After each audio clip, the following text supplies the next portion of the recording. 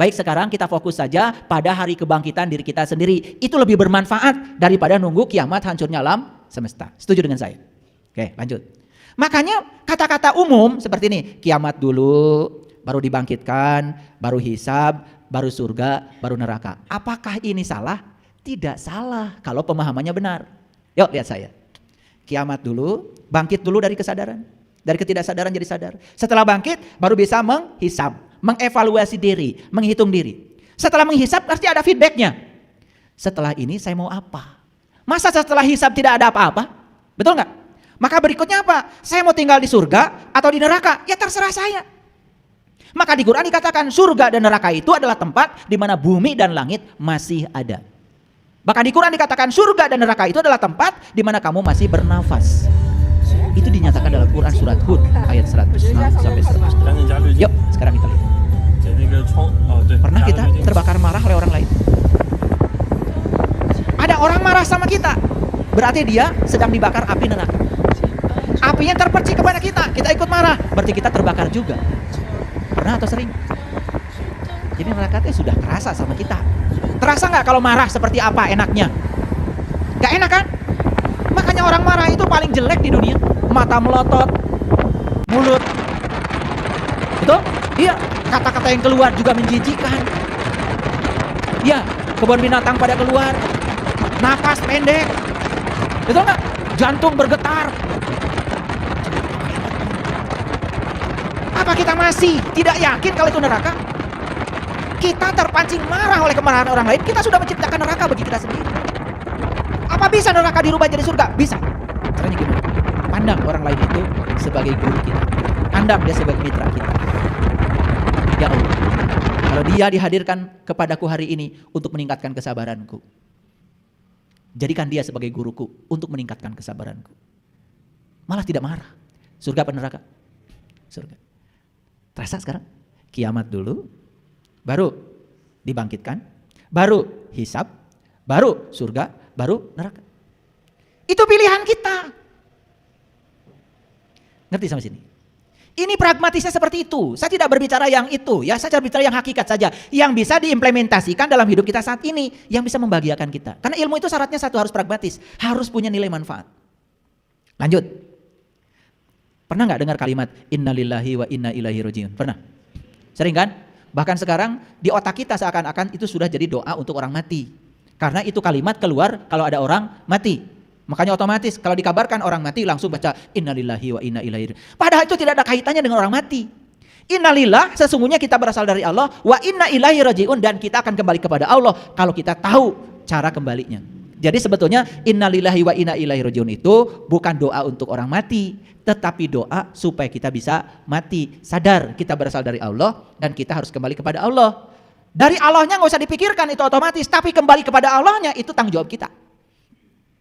Mau kembali kepada Allah atau tidak kembali kepada Allah, itu tanggung jawabmu.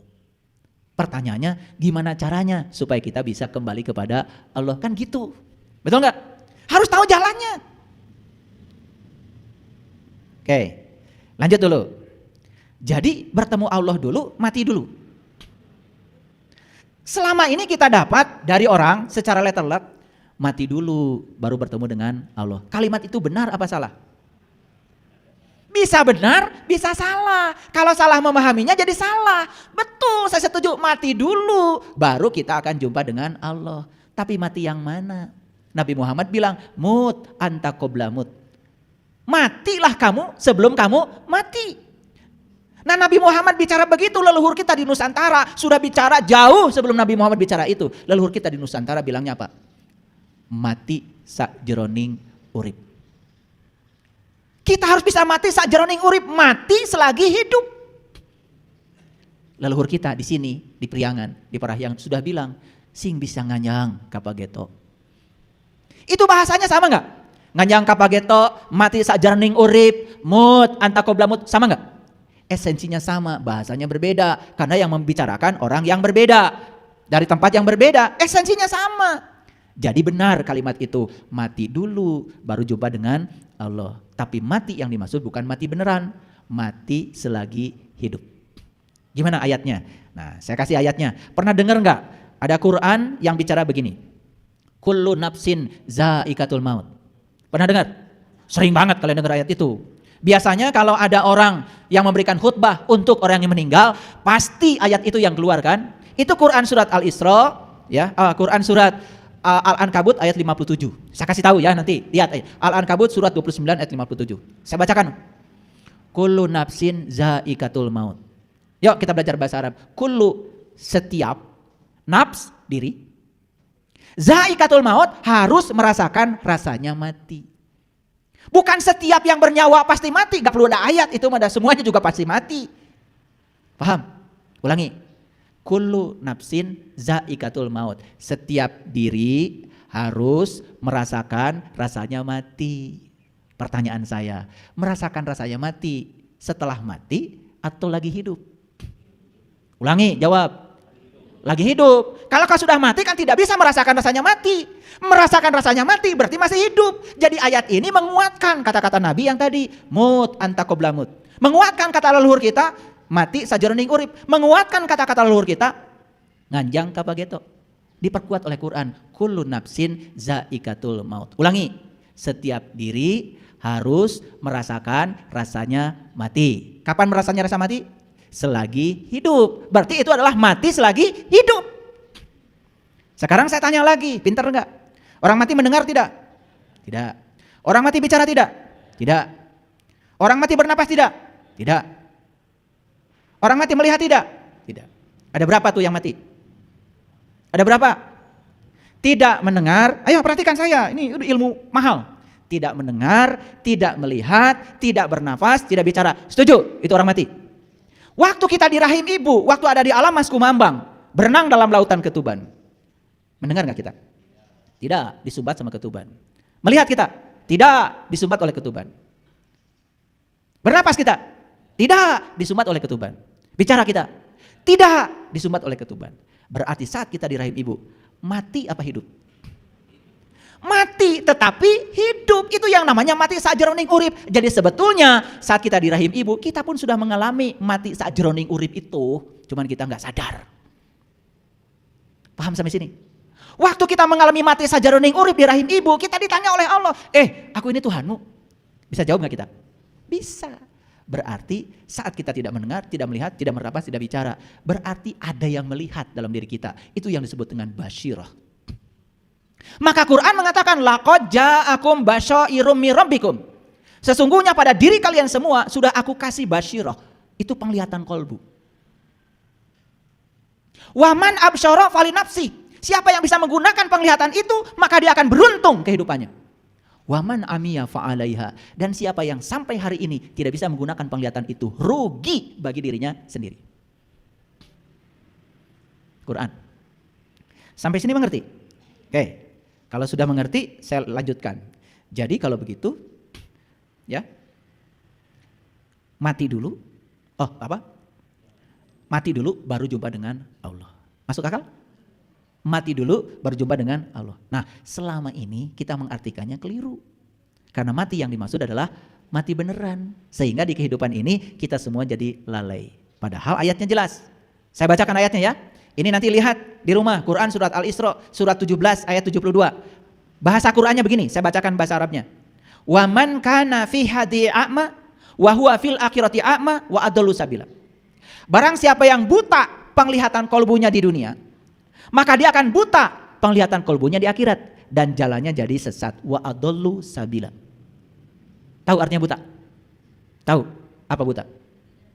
Tidak melihat. Jadi artinya siapa yang tidak melihat di dunia, maka dia tidak akan melihat di akhirat. Sedangkan basyirah itu cuma untuk satu penglihatan, untuk menyaksikan jati diri kita sendiri. Jadi siapa yang tidak menyaksikan jati dirinya di dunia, dia tidak akan bisa menyaksikan jati dirinya di akhirat. Siapa jati diri kita? Bukankah jati diri kita adalah ruhku yang Allah tiupkan ke dalam diri kita? Allah tidak pernah meniupkan ruhmu, tapi Allah hanya meniupkan ruhku. Fa iza sawaituhu wa nafakhtu fihi min ruhi faqa'u lahu sajidin. Ketika aku sudah selesai menciptakan tubuhmu, aku tiupkan ruhku. Jadi yang ditiupkan Allah, ruh siapa? Ruh Allah, enggak ada ruh kamu. Jadi siapa jati dirimu? Ya ruhku. Itu harus dikenali. Maka siapa yang kenal dirinya, maka dia akan kenal Tuhannya. Ini dilalaworakeun. Ini dianggap sepele. Padahal tidak ada yang lebih pasti dari kematian.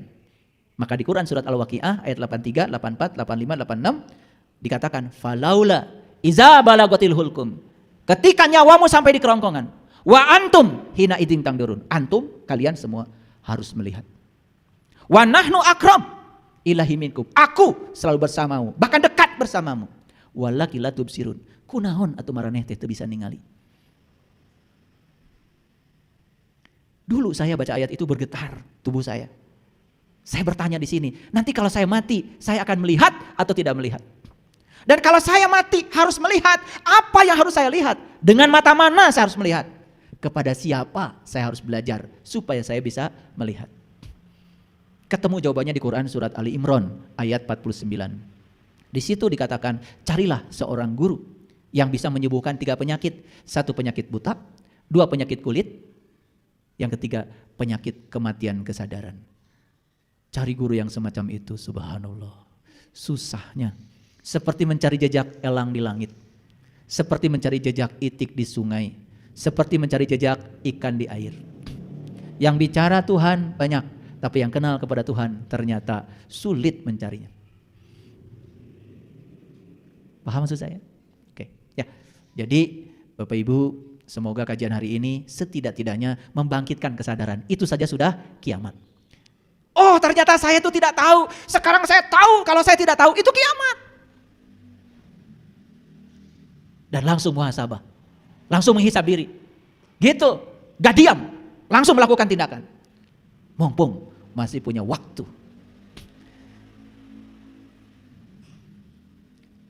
Jadi orang mati itu apa yang mati tadi? 1, penglihatan. 2, pendengaran. 3, pernapasan. 4, pembicaraan. Maka ini yang 4 ini masuk dalam kategori ilmu saraba 4. Makanya Kiai Haji Hadirani itu, ya tokoh NU dari Banjar, yang menulis buku 4M. 4M itu ma'rifat, musyahadat, mukasyafat, mahabat. Itu ditulis oleh Kiai Haji Hadirani. Itu tokoh NU itu. Luar biasa itu ilmunya. Saya ketemu buku itu dulu di pasar. Di emperan itu. Begitu saya beli, ya Allah, itu buku harganya 17.000. Dan angkanya juga luar biasa, 17. Saya bergetar waktu beli buku itu. Saya baca ma'rifat, musyahadat, mukasyafat, mahabah. Jadi kalau kamu ingin mahabah kepada Allah, mulai dari ma'rifatullah. Ma'rifatullah baru musyahadatullah. Setelah ma'rifat kepada Allah baru musyahadatullah. Luruskan syahadatmu, baru mahabbatullah, baru mukasyafatullah. Tersingkap semua tirai yang menutupi pandangan wajah batinmu, baru mahabah. Jadi mahabah itu tingkatan tertinggi setelah terbukanya tirai. Kalau masih tertutup dengan tirai, tidak mungkin mahabah, omong kosong. Maka di Quran surat Qaf dikatakan, wa anka gidoaka fabasyarukal yaumal hadid. Fakashafna anka gidoaka fabasyarukal yaumal hadid. Ada kata-kata kasyaf di situ. Pada hari ini aku bukakan tirai yang menutupi pandangan batinmu sehingga penglihatanmu menjadi amat jelas. Mau saya bukakan tirainya? Mau saya singkapkan tirainya? Kalau ada tirai, pemandangan di luar nggak kelihatan. Begitu set tirai, walaupun sedikit saja. Oh, ternyata matahari sudah bersinar di luar. Baru Allahu Akbar. Baru kita bisa menyaksikan ternyata tubuh saya tidak gelap gulita, tapi terang benderang. Ya, tingkatan terbuka tirai itu namanya mukasyafah. Mukasyafah itu adalah gerbang untuk memasuki yang namanya mahabbah. Jadi tidak mungkin seseorang bisa cinta kepada Allah kalau masih tertutup oleh tirai. Dan untuk terbuka tirai harus apa dulu? Ma'rifat, musyahadat, mukasyafat, baru mahabbah. Makanya ada ilmu saraba 4. Jadi saraba apa itu 4? Ma'rifat, musyahadat, mukasyafat, mahabbat. Penglihatan, pendengaran, pernapasan, pembicaraan. Tanah, air, api, udara. Alif, lam, ha. Mim, ha, mim, dal. Zat, sifat, asma, af'al. Tanah, air, api, udara. Abu Bakar, Umar, Utsman, Ali. Buka semua rahasia itu. Sekarang kita buka rahasianya ya. Yuk kita lihat. Ini surat Al-Baqarah ayat 260. Dan ingatlah ketika Ibrahim berkata, ya Tuhanku, perlihatkanlah kepadaku bagaimana engkau menghidupkan orang mati. Ibrahim bicara kepada Tuhan, perlihatkan kepadaku bagaimana cara engkau menghidupkan orang mati. Kira-kira mati seperti apa? Mati selagi hidup atau mati setelah hidup? Ini mati selagi hidup. Hidup tapi mati. Rasul itu tugasnya menghidupkan orang yang mati selagi hidup. Bukan yang sudah mati setelah hidup. Wah gawe atuh Rasul teh. Geus paraeh dihirupkeun deui. Rasul itu tugasnya menghidupkan orang yang mati padahal hidup. Makanya kata Nabi, banyak orang yang mengaku dirinya hidup padahal mati. Mati apanya? Kesadarannya, maka harus kiamat. Setuju? Lanjut dulu. Allah berfirman, belum yakinkah kamu? Apa jawaban Ibrahim? Aku telah meyakinkannya. Akan tetapi agar qalbuku tambah mantap. Lalu Allah berfirman, ambil 4 ekor burung. 4 lagi. Lalu cincanglah semuanya olehmu. Lalu letakkan di atas tiap-tiap satu bukit satu bagian dari bagian-bagian itu. Kemudian panggillah mereka, niscaya mereka datang kepadamu dengan segera. Dan ketahuilah bahwa Allah Maha Perkasa lagi Maha Bijaksana. Jadi yang dicincang apa? Burung, berapa ekor? 4. Di mana dicincangnya?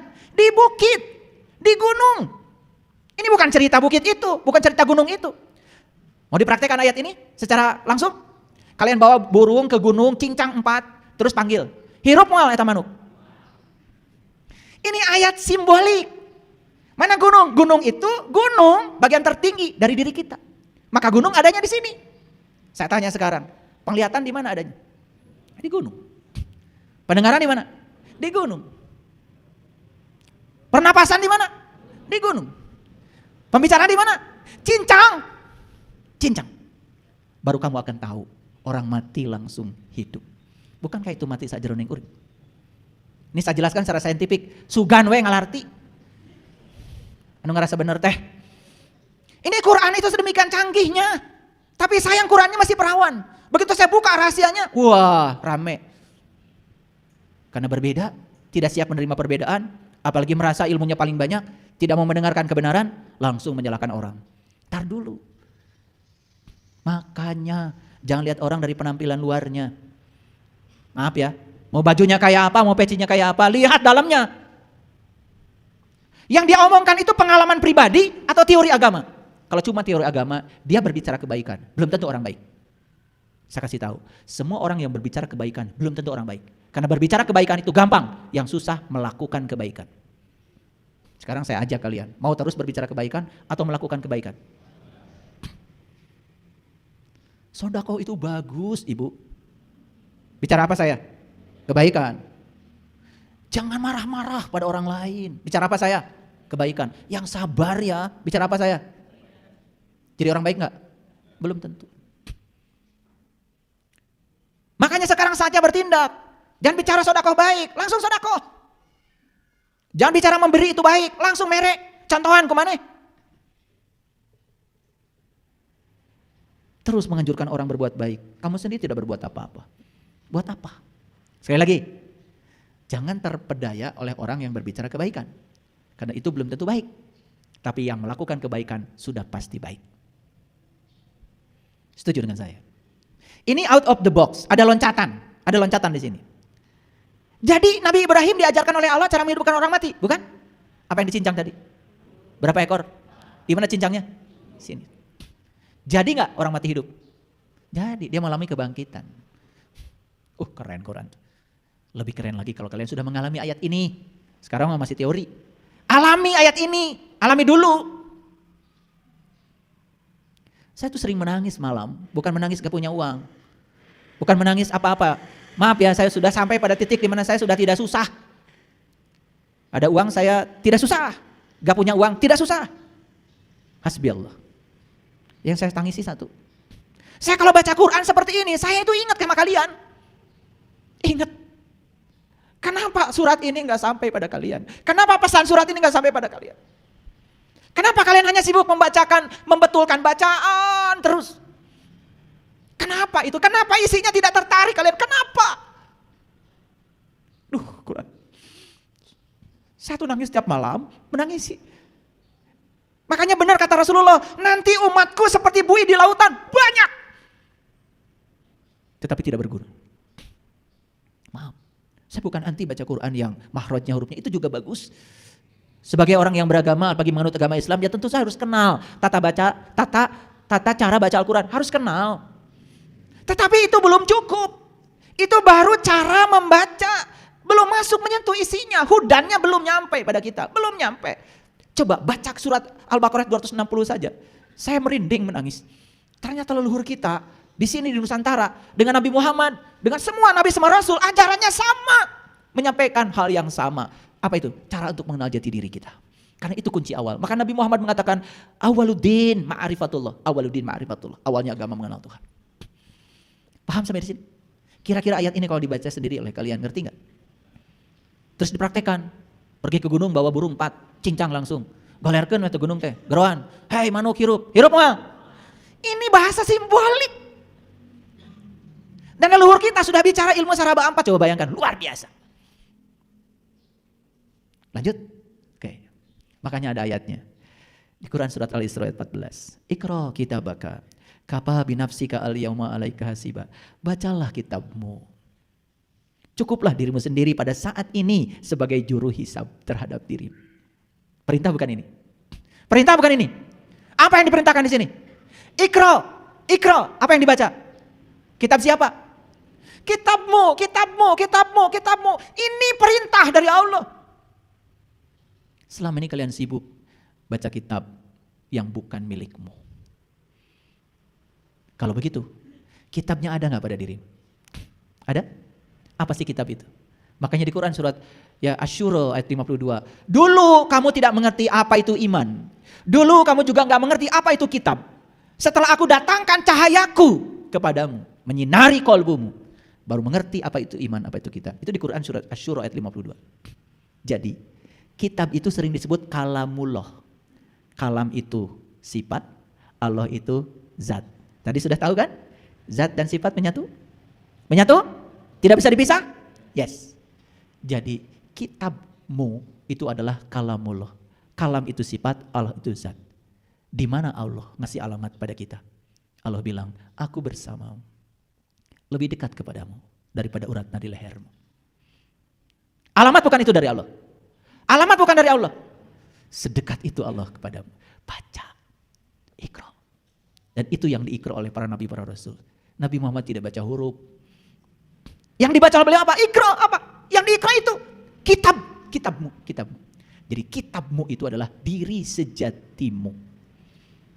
Dan di situ kita akan bisa menghisap diri kita. Pada saat kita membaca kitab kita, semua amalan kita tergambar di situ. Yang sudah tahu cara membacanya pasti manggut-manggut, betul ya? Kamu berehan, kamu nyaahan, kamu penuh cinta kasih pada orang lain, ngemprai, cang. Kamu gampang marah, gampang tersinggung, dengki, iri, poek, mongkleng. Nyata di sini. Itu yang namanya pahala, itu yang namanya ajrun. Ajrun itu zat. Selama ini banyak orang ngomong pahala, pahala, pahala, tapi ngerti juga enggak.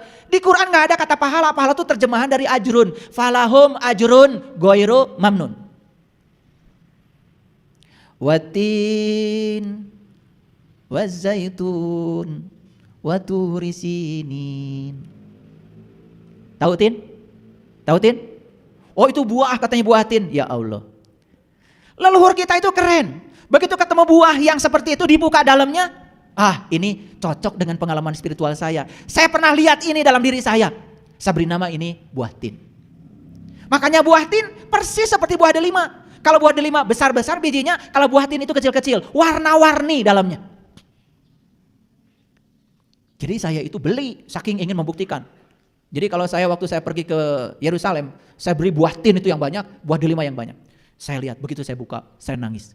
Kenapa orang tua kita bilang ya, yang namanya delima itu disebutnya dalima kan? Allahu ahad, 1 dal. Allahu somad, 2 dal. Lam yalid, 3. Walam yulad, 4. Walam yakullahu kufuwan ahad. Ternyata dalima itu lambang dari surat Al-Ikhlas. Siapa yang sudah bisa menyelami Al-Ikhlas, masuk pada Al-Falaq. Cerah, bangkit. Maka dia akan jadi Anas, jadi manusia paripurna. Wah, kalau dibuka rahasia ini ntar jadi panjang lagi. Kuliahnya sampai sore ntar. Wah, kalau saya buka rahasia 3 surat terakhir. Makanya 3 surat terakhir semuanya kul. Kul itu hanya perintah buat mereka yang mengalami. Katakanlah, apa pengalamanmu selama libur? Tidak mungkin orang disuruh ngomong pengalaman libur kalau dia tidak kemana-mana. Betul?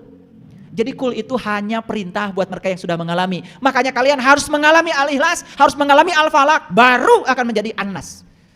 Itu puncaknya pencarian.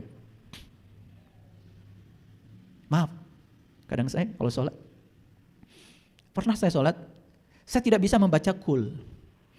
Kulnya nggak ada. Jadi seperti tertutup lidah saya itu.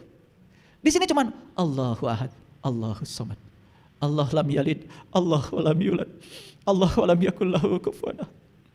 Karena kulnya bukan milik saya, kulnya adalah perintah dari Allah.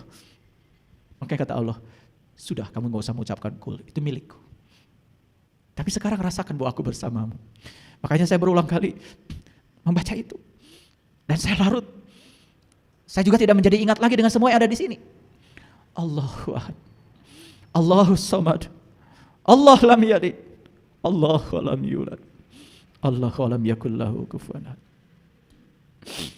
Tidak ada yang serupa. Karena Dia Maha Kaya. Kalau kalian sudah bisa mengalami ini, ayat ini, setiap sholat pasti kalian akan bercucur air mata. Bukan sekedar sholat, tapi merasakan penyatuan dan kehadiran Dia. Itu pengalaman tauhid, itu ketuhanan namanya. Bacalah kitabmu, cukuplah dirimu sendiri pada saat ini sebagai penghisap terhadap dirimu. Jadi kita bisa menghisap diri kita kapan? Di sini, saat ini, sekarang. Maaf, kalau hisapnya nanti, kapan memperbaiki dirinya? Betul? Tapi kalau hisapnya sekarang kan masih ada kesempatan. Walaupun cuma 1 hari lagi kita hidup di sini, masih ada kesempatan. Ada seorang ibu kemarin dari Padang, umur 70 tahun. Begitu saya bimbing meniti ke dalam diri, ya, bareng dengan Pak Riyad. Beliau menangis. Kenapa saya baru menyaksikan ini di usia saya 70 tahun? Saya bilang, Bundo, segini juga masih menyaksikan. Gak usah khawatir.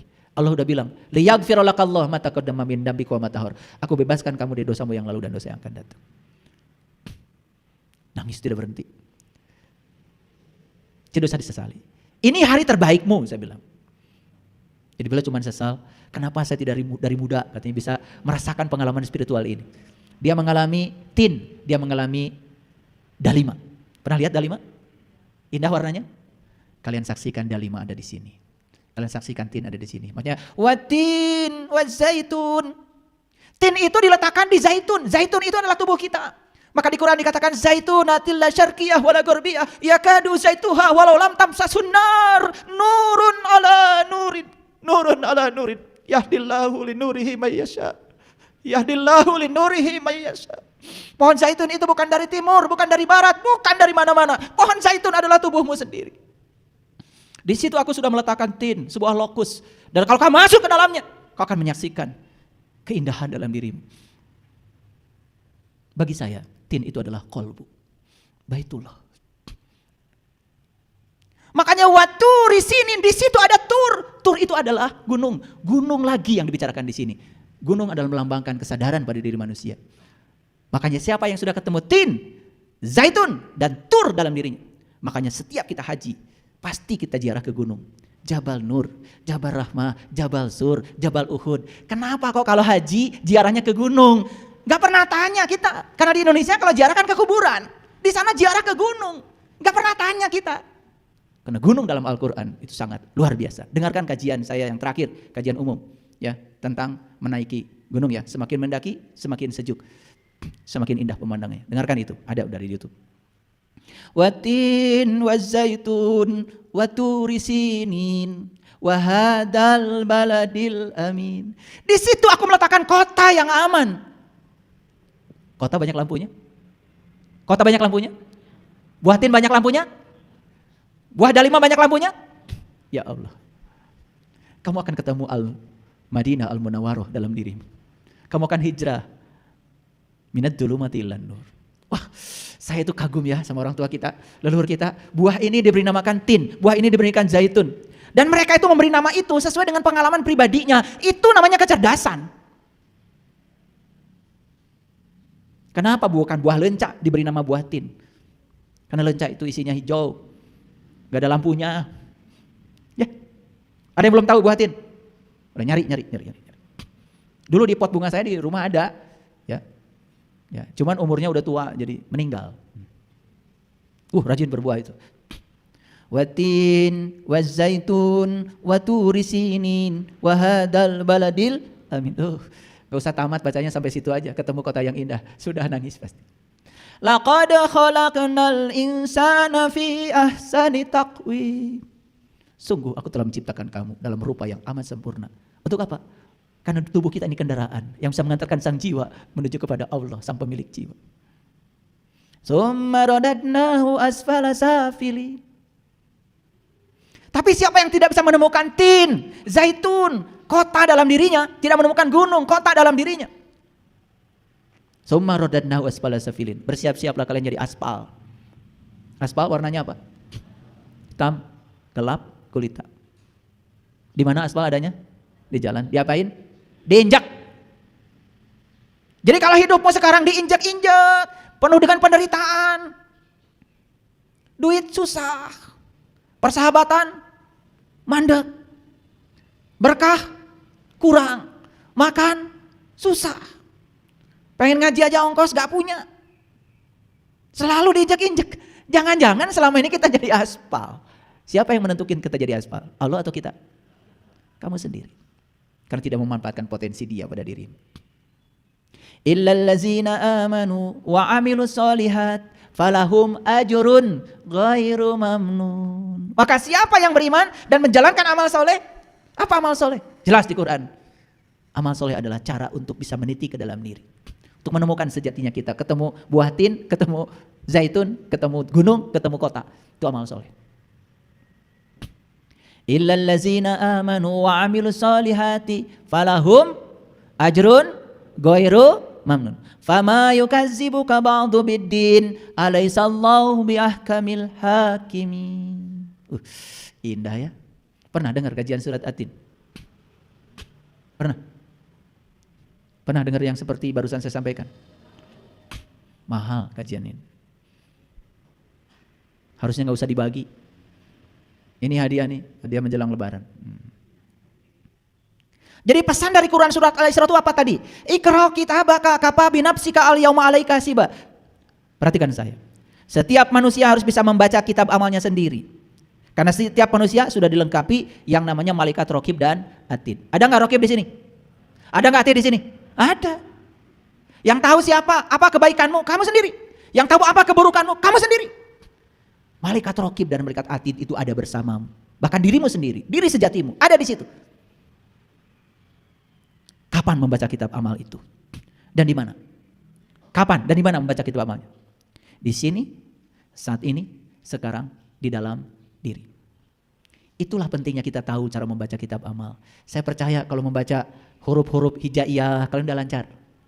Tajwid lancar. Idgham, ikhfa, gunah, bila guna, iklab, lancar. Apalagi yang sebelah sini nih. Lancar. Tetapi membaca kitab sendiri, saya masih ragu. Disitulah perlu ketemu guru yang bisa memberikan metode untuk membaca kitab amal kita sendiri. Jadi kita pintar sendiri, kita bisa muhasabah sendiri. Dan kita bisa ngasih feedback pada diri sendiri. Apa yang salah dengan kehidupan saya? Apa yang harus saya perbaiki pada diri saya? Masa lalu tinggal sejarah, masa depan tinggal misteri. Masa lalu mengajarkan pelajaran. Masa depan mengajarkan harapan. Apa yang harus saya lakukan hari ini? Lakukanlah. Itu hasil muhasabah. Kalau sholat hari ini cuma rutinitas, tingkatkan. Sehingga sholat menjadi khusyuk, ada kepuasan, ada kenikmatan. Gimana caranya? Cari. Jangan diam terus. Terus melakukan rutinitas itu. Kan Nabi Muhammad juga tidak sholat dulu. Kan beliau Isra Mi'raj dulu. Kenali jati dirinya. Baru sholat. Betul? Itu kan sunnah. Kenapa kita tidak mengamalkan sunnah itu? Ya? Oke, lanjut. Jadi kapan alam hisab itu terjadi? Kita jawab lagi. Alam hisab terjadi setelah hari kiamat. Setelah kita bangkit dari kesadaran, baru kita bisa menghisab diri kita sendiri. Setelah kita tahu cara membaca kitab amal kita sendiri. Mau tahu caranya? Mau tahu caranya? Iya, tidak di sini. Ilmu khusus harus disampaikan dengan cara yang khusus, di tempat yang khusus. Sesuai dengan perintah Quran surat Al-Mujadilah ayat 12-13. Di zaman Rasul, para sahabat juga ada bicara umum dengan Rasul, ada bicara khusus. Ada lagi tingkatan lebih tinggi, khusus. Dan ada syaratnya untuk bicara khusus. Nanti baca Quran surat Al-Mujadilah ayat 12-13. Tidak akan saya kupas karena waktu kita terbatas. Ya, tapi ayat-ayatnya sudah saya kasih tahu ya. Kalau saya sedang bicara begini meluncur nih ayat-ayat. Ya. Oke, lanjut dulu. Hanya jiwa-jiwa yang sudah sadar yang dapat menghisab dirinya sendiri. Setuju? Kenapa kita tidak bisa menghisab diri sendiri? Karena kita hari ini belum sadar, belum bangkit dari kematian kesadaran.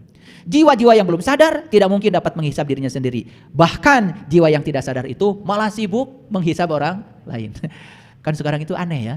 Orang itu kok berani-beraninya menghukumi orang lain, yang dia sendiri kan tidak bisa masuk ke orang. Contoh, pengalaman spiritual itu kan sangat pribadi. Kok sekarang ini seperti ada orang, karena dia berada di lembaga tertentu yang berhak itu menghukumi orang lain. Apa haknya dia? Saya nggak tahu apa dia suka baca Malik Yaumiddin ketika sholat apa tidak. Kalau baca itu dengan kesadaran, harusnya kan sadar bahwa saya tidak punya hak menghukum. Maaf ya, di negeri kita ini penyakit alergi masih kronis. Tahu alergi? Alergi terhadap perbedaan maksudnya. Kudu sarua kabeh. Padahal wajah kita juga berbeda. Yang menciptakan perbedaan itu Allah. Allah yang maha luas, kita bisa selami seluasnya Allah. Oleh karena itu maka orang yang menyelam ke dalam kelautan jiwanya tidak bisa dijustifikasi oleh siapapun. Karena yang tahu dia cuma dirinya sendiri. Hati-hati ya kalau menghukumi orang. Jangan sok-sokan. Yuk kita baca ayat ini. Ini Quran surat Ar-Ra'd ayat 31. Walau anna Qur'ana suyirat bihil jibalu au kuti'at bihil ardu au kulima bihil mauta balillahi amru jami'a. Dan sekiranya ada suatu bacaan yang dengan bacaan itu gunung tergoncang, bumi terbelah. Oleh karena itu orang-orang yang sudah mati dapat bicara. Apakah ketika kita membaca Quran yang syar'i gunung tergoncang? Langit terbelah? Orang mati dapat bicara? Ini Quran yang mana yang dibaca? Yang tadi Iqra kitabaka. Saya kasih tahu, kalau kita bisa Iqra kitab amal kita, gunung tergoncang. Nabi Muhammad sampai menggigil di Gua Hira. Gunung itu lambang dari kesadaran. Kesadaran kita naik karena tergoncang naik menuju kepada Sidra Al-Muntaha, puncaknya kesadaran. Bumi terbelah. Itu simbolik. Makanya ciri bumi yang terbelah itu kata Quran. Ketika langitmu terbelah, maka kau akan menyaksikan mawar merah seperti kilapan minyak. Mawar merah. Delima mawar merah? Tin mawar merah? Subhanallah. Fa'idha saqatis sama'u fakanat wardatan kaddihan fabi ayyi ala'i rabbikuma tukazziban. Harus merasakan bumi terbelah itu. Begitu bumi terbelah, tirainya terbuka. Begitu tirai terbuka, kasyaf. Saat itu kita menyaksikan wahadal baladil amin, kota yang sangat aman dalam diri kita. Wah, indah sekali. Itu harus dialami. Jangan jadi koleksi ilmu. Kalau tidak dialami, percuma saja. Maka yang saya sampaikan hari ini bukan koleksi ilmu, tapi pengalaman pribadi. Kalau ingin mengalami, yuk, ada caranya. Lanjut. Mau membaca suatu bacaan yang gunung tergoncang, bumi terbelah, orang mati dapat bicara. Maka itu yang dikatakan di Quran surat Al-Qalam. Man azinallahu rahman wa qala sawaba. Siapa yang diberi izin bicara oleh aku, kata-katanya akan menghunjam. Jadi izin bicara itu bukan dari manusia, izin bicara itu dari Tuhan. Kapan kita diberi izin bicara? Kalau kita sudah mengalami yang kita bicarakan. Setuju? Oke. Makanya di Quran jelas ya. Ya ayyuhallazina amanu lima taquluna ma la taf'alun. Kabura maqtan indallahi an taquluna ma la taf'alun. Hei orang-orang yang beriman, jangan mengatakan sesuatu yang kamu tidak mengalaminya, tidak merasakan. Yuk, lihat saya semua, ada yang baru. Karena ini adalah kebaruan dari kajian kita. Mungkin terkejut. Pernah dengar Qori? Qori? Siapa? Laki-laki yang membaca Al-Quran. Ya toh? Pernah mendengar Qori'ah? Siapa? Perempuan yang membaca Al-Quran. Biasanya kan kalau mauludan, rajaban, kalian suka mengundang Qori'ah. Biasanya juara membaca Al-Quran. Yang laki-laki disebut Qori, yang perempuan disebut Qori'ah. Di Quran ada Quran, surat Al-Qori'ah. Sayang sekali, surat Al-Qori'ah selama ini diterjemahkan hari kiamat. Saya juga bingung. Kok Al-Qori'ah hari kiamat? Padahal Qori itu adalah pembaca laki-laki, Qori'ah pembaca perempuan, pakai alif lam itu kata benda menjelaskan bahwa Al-Qori'ah itu si pembaca. Jadi Al-Qori'ah itu artinya apa? Pembaca. Mau jadi Al-Qari'ah? Pembaca apa? Pembaca kitabmu. Kalau kalian sudah berhasil membaca kitab amalmu sendiri, kalian itu sudah jadi Al-Qari'ah. Maaf ya, kok saya juga nggak ngerti kenapa Al-Qari'ah jadi hari kiamat. Mari kita lihat ayat ini. Al-Qari'ah apa? Pembaca. Mal-Qari'ah, apakah pembaca itu? Wa ma adraka mal-Qari'ah? Ya. Tahukah apakah pembaca itu? Diulang 3 kali. Al-Qari'ah, pembaca. Mal-Qari'ah, apakah pembaca itu? Wa ma adraka mal-Qari'ah? Tahukah apakah pembaca itu? Kenapa diulang 3 kali? Ini pembaca apa kira-kira? Pembaca apa? Pembaca kitab amal. Nih saya kasih tahu, saat kalian menjadi Al-Qari'ah, jadi pembaca bagi kitab amalmu, ini akan dialami. Yauma yakunun nasu kal farasil mabsus. Pada hari itu manusia seperti anai-anai yang berterbangan. Tahu anai-anai? Laron. Laron tahu? Si laru. Kapan si laru datang? Ketika musim hujan. Dari mana dia datang? Dari kegelapan. Kemana dia pergi? Mencapai lampu, mencapai cahaya. Dengan sayapnya yang tipis, dia terbang. Begitu cek sampai di lampu. Patah sayapnya, jatuh, mati. Gak sia-sia matinya karena sudah ketemu lampu. Wah, luar biasa ya. Jadi ketika kita jadi Al-Qari'ah, maka kita seperti laron. Keluar dari kegelapan, masuk mencari misbah. Allahu nurus samawati wal ard, masalu nurihi kamishkatin fiha misbah. Al-misbahu fi jujajatu ka'annaha kaukab. Ketika kalian bangkit dari kematianmu, bangkit dari kegelapanmu, maka kalian akan memasuki lampu. Pelita dalam dirimu. Pelita dalam kaca. Kaca itu laksana bintang yang berkilauan seperti mutiara. Ketemu dalima, ketemu tin. Wah, saya juga nggak tahu. Hari ini saya tiba-tiba pengen bicara ini. Saya nggak tahu ini rezeki kalian yang hadir di sini. Bahkan yang sudah lama mengaji dengan saya pun mungkin belum pernah dengar kajian ini. Rezeki buat kalian. Di penghujung Ramadan kalian dapat rezeki ini. Al-Qari'ah, mal-Qari'ah, wa ma adraka mal-Qari'ah, yauma yakunun nasu kal farasil mabsus, wa takunul jibalu kal ihnil mampus. Bukan hanya manusia itu seperti laron yang mencari cahaya. Gunung-gunung seperti bulu yang dihambur-hamburkan. Apa? Gunung hancur. Seperti Nabi Musa saat ketemu Tuhan, gunung hancur. Dan Musa jatuh pingsan. Bukan gunung yang itu yang hancur. Yang terdekat saja dengan Musa. Nih, sampai dia nggak ingat. Itu namanya fana billah. Menyatu, menunggal. Nah disinilah baru yang tadi hisab. Coba perhatikan saya. Fa'amma man sakulat mawazinuhu fahuwa fi 'ishatir radiyah. Adapun orang-orang yang berat timbangan kebaikannya, maka dia berada dalam kehidupan yang ridho. Hisab bukan di sini? Hisab? Jelas ya, kiamat dulu. Dia terbang seperti anai-anai menuju cahaya. Bangkit dari kegelapannya. Tuh, setelah dia sampai di situ. Kenapa? Kalau kita mau menghisab, tidak mungkin di ruang gelap. Kalau saya ingin ngabsen satu-satu, tidak mungkin di ruang gelap dong. Harus di ruang terang. Karena untuk bisa mengenali harus ada cahaya kan? Mengenali yang jasmani harus ada cahaya. Apalagi mengenali yang rohani harus ada cahaya dong. Cuman bukan cahaya ini. Cahaya di atas cahaya. Nurun ala nurin. Terjadi hisab di sini? Ayat ini menguatkan kepada kita sekarang, oh ternyata betul, kiamat dulu, baru hisab.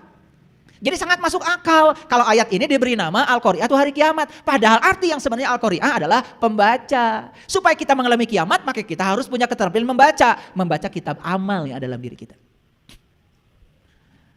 Luar biasa.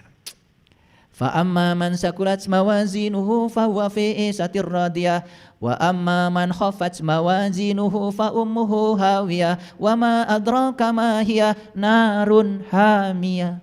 Yang ridho surga. Yang tidak ridho neraka. Yang menolak kenyataan hidup neraka. Yang menerima kenyataan hidup apapun akan menerima pesan dari semesta surga. Maka surga dijaga malaikat ridho, namanya Ridwan. Neraka dijaga malaikat milik ego. Makanya yang suka tersinggungan, gampang marah, ya, pelit, hitungan. Nah, dasar si Malik itu. Malik milik ego, diri palsu itu. Masih begitu enggak? Saya sebenarnya malas nanya karena saya udah tahu. Wajah-wajahnya masih begitu. Nah makanya di sini di Quran surat Al-A'raf 143, lihat ayat ini. Dan tatkala Musa datang pada waktu yang telah kami tentukan, dan Tuhan telah berfirman kepada Musa, berkatalah Musa, ya Tuhanku, nampakkanlah diri engkau kepada aku agar aku dapat melihatmu. Ini Musa minta melihat Tuhan, eksplisit dalam Al-Quran. Surat Al-A'raf ayat 143. Apa kata Tuhan? Tuhan berfirman, kamu sekali-kali tidak akan sanggup melihatku, tapi lihatlah gunung itu. Lagi-lagi, Musa disuruh melihat gunung. Gunung apa? Tangkuban Perahu? Gunung Tursina? Selalu begitu, disuruh melihat ke dalam, disuruh untuk melihat kesadaran. Naik ke puncak gunung, tinggi-tinggi sekali. Kiri kanan kulihat saja banyak pohon cemara. Kiri kanan kulihat saja banyak pohon cemara. Kalau kita udah naik gunung tinggi, kita cuma melihat kiri kanan, dilihat saja. Benar salah dilihat saja. Baik buruk dilihat saja. Tidak usah dihakimi. Ada orang yang berbuat keburukan, gak usah dihakimi. Oh, kesadaran dia baru sampai di situ. Yuk kita bimbing, semoga dia nanti kesadarannya naik, tidak melakukan itu lagi. Kan selama ini begitu orang disebut buruk oleh kita, kita musuhi. Betul? Yuk kita terima. Orang baik, orang buruk kita terima. Ya, yang enak, yang gak enak kita terima. Ridho. Begitu ridho, surga. Nah di ayat ini yang paling penting apa? Lihat sini semuanya. Tuhan berfirman, kamu sekali-kali tidak akan sanggup melihatku Musa, tapi lihatlah ke gunung itu. Maka jika ia tetap di tempatnya, niscaya kamu dapat melihatku. Gunungnya gak kemana-mana, tetap di dirinya keneh. Berdetak, berdenyut di pusat kesadaran. Tatkala Tuhan yang menampakkan diri kepada gunung itu. Jadi menampakkan diri. Falamma tajalla rabbuhu lil jabal. Tuhan menampakkan diri di puncak kesadarannya Musa. Sama seperti yang dalam Nabi Muhammad. Nabi Muhammad bertemu Tuhan di Sidratil Muntaha. Sidratil Muntaha itu puncak kesadaran. Puncak kesadaran manusia di mana? Di sini. Di mana? Di sini. Manusia hilang kesadaran kan di sini. Bukan di sini. Bukan di sana. Dekat. Orang setruk hilang kesadaran di mana? Di pantat atau di sini? Ya Allah. Sidratil Muntaha di sono. Kumaha ngawas teh. Iya, terlalu sibuk membaca. Tidak pernah menyimak. Lanjut dulu. Tatkala Tuhan yang menampakkan diri pada gunung itu. Jadi menampakkan diri kepada gunung apa kepada Musa? Kepada gunung apa kepada Musa? Ya kepada Musa dong. Tetapi di puncak kesadarannya Musa. Kan yang minta melihat Tuhan Musa bukan gunung. Apa yang terjadi? Bahkan gunungnya hancur luluh dan Musanya jatuh pingsan. Fana. Bahkan Musa tidak sadar lagi dengan dirinya. Seperti kuning yang menyatu dengan hijau. Tidak ada kuning, tidak ada hijau. Yang ada warna baru. Itu namanya manunggal. Ini teori. Jangan dipikirin. Kalian harus ngalamin sendiri. Pikirin pusing nanti. Karena pikiranmu itu terbatas. Kalau kesadaranmu tanpa batas. Lalu kata-kata terakhir yang paling indah di sini. Lihat. Maka setelah Musa sadar kembali. Dia berkata. Qala subhanaka. Tubtu ilaika. Tubtu. Tobat. Wa ana awalul mu'minin. Maha suci engkau ya Allah. Aku kembali kepadamu. Dan inilah awal aku beriman. Jadi sejak kapan Musa beriman pada Allah? Sejak Allah menampakkan diri di pusat kesadarannya Musa. Sejak kapan kalian beriman? Sudah mengalami ini? Ngaku-ngaku. Makanya imannya jadi angin-anginan. Kadang iman, kadang tidak. Tidaknya lebih banyak. Apa yang didapat saat menghisap diri? Satu, jiwa akan mengalami kebangkitan di alam semesta kecil atau alam mikrokosmos. Karena tubuh adalah ranah kejadian, satu-satunya jalan untuk mencapai kebangkitan jiwa dari tidur panjangnya. Sehingga proses hisap harus terjadi saat kita tubuh masih ada. Jadi hisap itu harus pada saat tubuh masih ada. Di mana kalau begitu? Di sini. Kapan? Sekarang. Pada saat proses hisap terjadi, maka kita akan melihat bagian dari diri kita yang selalu ingin melekat pada emosi-emosi negatif atau diri kecil kita. Di sini kita akan jujur. Saya kejam nggak ya? Saya picik nggak ya? Saya suka bersaing nggak ya? Saya menganggap orang lain kompetitor atau enggak ya? Saya menganggap kalian mitra atau bukan ya? Saya membenturkan hitam dan putih nggak ya? Saya membentarkan gelap dengan terang atau tidak ya? Di situ kita akan sadar. Begitu sadar, oh ternyata gelap dan terang itu jangan dibenturkan. Karena kita hanya akan bisa melihat terang. Justru kalau ada gelap. Bintang tidak kelihatan siang hari, tapi malam baru kelihatan. Untuk melihat bintang saja perlu gelap. Coba dimitrakan, jangan dibenturkan. Dekatkan yang berlawanan itu. Oh, saya licik nggak ya? Saya murahan nggak ya? Saya bisa dipercaya atau tidak ya? Saya pendendam enggak ya? Saya suka menghakimi enggak ya? Saya hina enggak? Saya lemah enggak? Saya selalu penuh penyesalan apa tidak? Saya malu, saya sombong? Nanti dengan sendirinya kita bisa menghisap diri kita.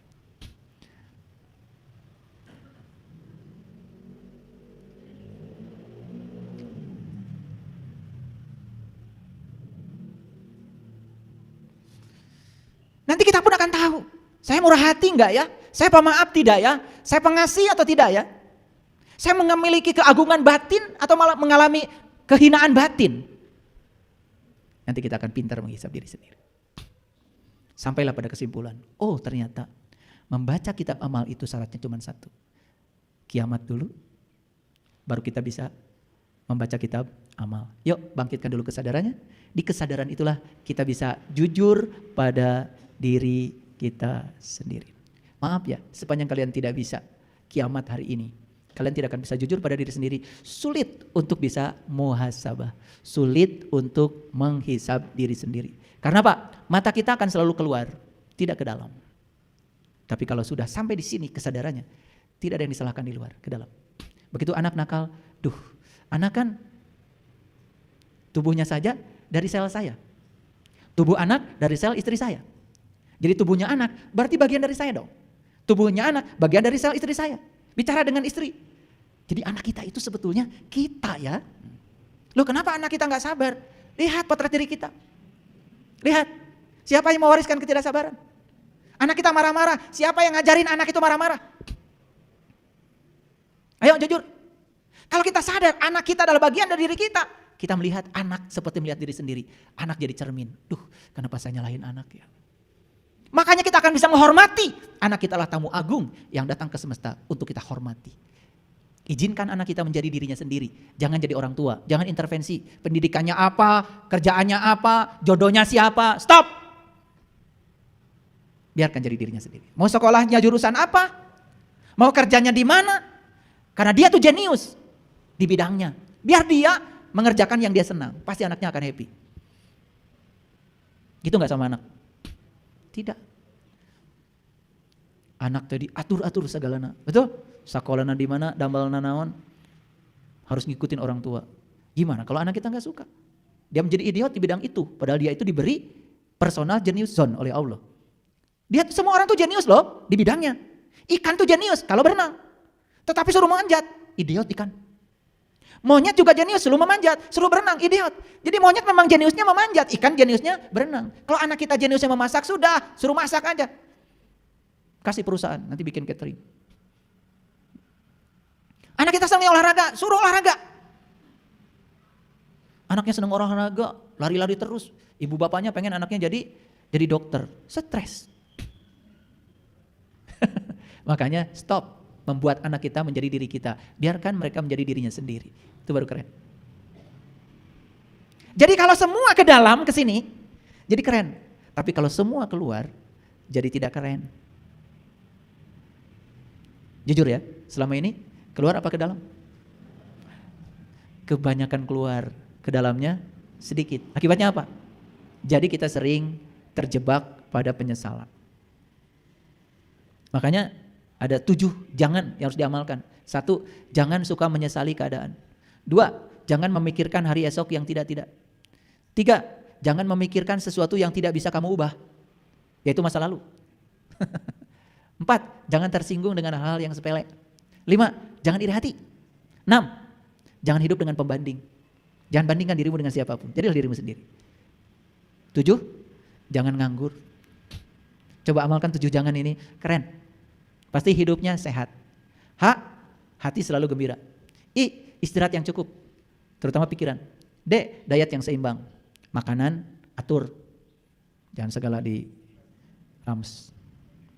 U, udara yang bersih, hidup yang bersih. Maaf ya, jangan dimasukkan yang kotor-kotor ke sini. P, pengendalian diri, kendalikan diri. Itu baru hidup. Sehat. S, sinar materi yang cukup. Ingat, sinar materi ada 2, materi jasmani dari sana, Moyan, Unggal Isuk, MUI. Ya kalau disingkat gampang kan. Tapi ada lagi matahari di sini. Harus ketemu dulu buah tinnya tuh, ketemu delimanya dulu. Baru bisa moyan di sini di dalam. Kalau moyan di luar cuma tubuh yang dipoyankan, tapi kalau moyan di dalam yang dipoyankan jiwa kita. Jiwanya nggak akan gelap kayak gini. Caang, padang. Ya, energetik, penuh semangat, apapun dilakukan penuh semangat. Hubungan sosial. Bina hubungan sosial, hubungan anak, orang tua, suami istri, belajar menerima perbedaan. Tong hayang sarua wae, hubungan dengan tetangga, dengan orang. Persatuan Indonesia. Keren. Hubungan sosial. Air putih yang banyak. Untuk tubuh, kasih yang mahal. Jangan sembarang minum. Kasih yang mahal. Ya. Saya 1 minggu minumnya aja lebih dari 800.000. Minumnya aja. Iya. 4 dus 1 minggu. Ya. Karena saya minum, airnya beda. Oksigennya banyak. Biar darah kita bahagia. Jangan beli air isi ulang. Kalian tuh pelitnya auzubillah. Cai ting ti mana eta diuyup we hayo. Atau rusak sel. Kasih yang mahal.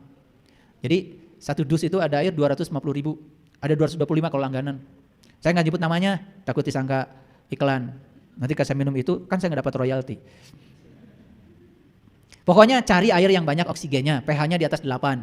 Supaya gak gampang tunduh. Ini ngaji dengan saya. Itu kurang oksigen itu. Ya. Lalu yang terakhir T, Tuhan yang paling utama. Jadikan Allah the top most priority. Hidup digerakkan oleh Allah. Ya.